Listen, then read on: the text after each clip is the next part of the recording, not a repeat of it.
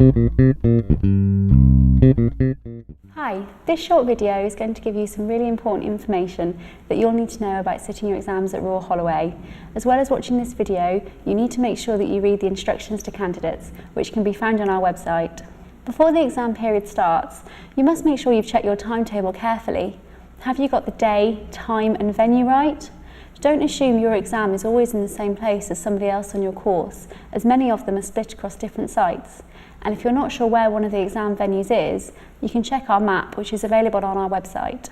If you applied for your exam access arrangements shortly before the exam period started, then the information on your Campus Connect portal may not always be the most up to date, so we recommend that you always check your Royal Holloway email.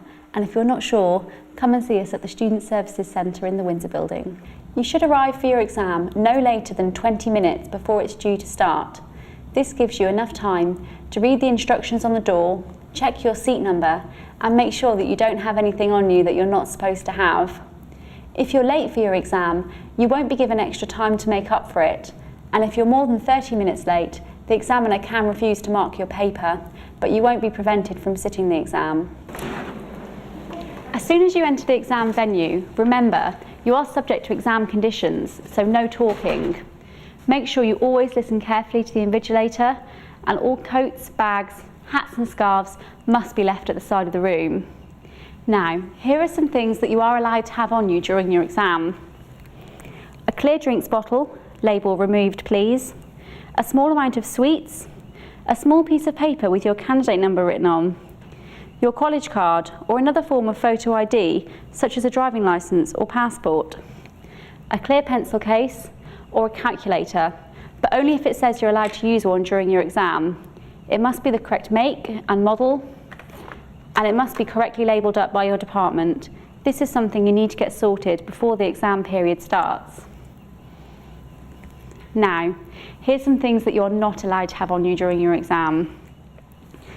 Any mobile phone or electronic device, even if it is switched off, any notes, wallets or purses, food, drinks cans, good luck charms or scarves, unless worn for religious reasons. If you have anything on you on your desk or in a pocket that you realise you shouldn't, such as a mobile phone, then you must ask an invigilator for a clear plastic bag to put this in. Put the object in the bag and then put this under your desk in the top right-hand corner. If you're found with anything on you that you shouldn't have during the exam, this will be treated as an attempt to cheat and an examination offence. Once you're happy you're in the right seat and you have everything you need to sit the exam, you must wait silently until the invigilator tells you you can begin.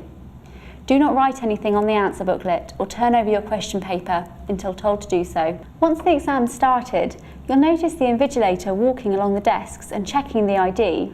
This is to make sure that everyone is in the right seat and that no one has asked their friend to sit their exam for them. If you forget your ID, then don't panic. You can still sit the exam, but you'll be asked to stay behind afterwards to answer some security questions.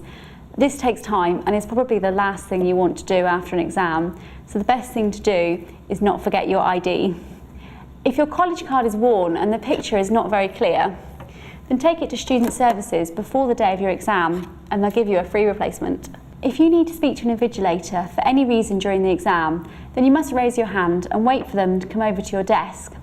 You won't be able to leave or go to the toilet during the first or last 30 minutes of the exam.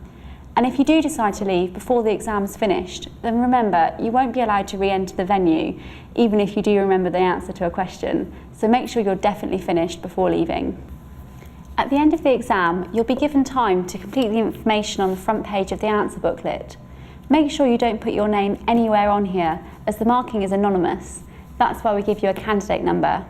If you don't know your candidate number, just ask one of the invigilators who'll be able to give it to you.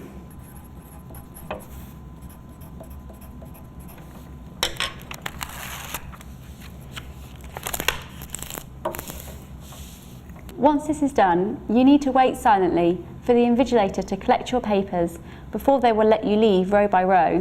When leaving, don't take any question or answer booklets with you. Leave silently and have respect for other people who may still be sitting an exam next door. If you've been asked to stay behind for any reason, then you must make sure that you don't leave with everybody else.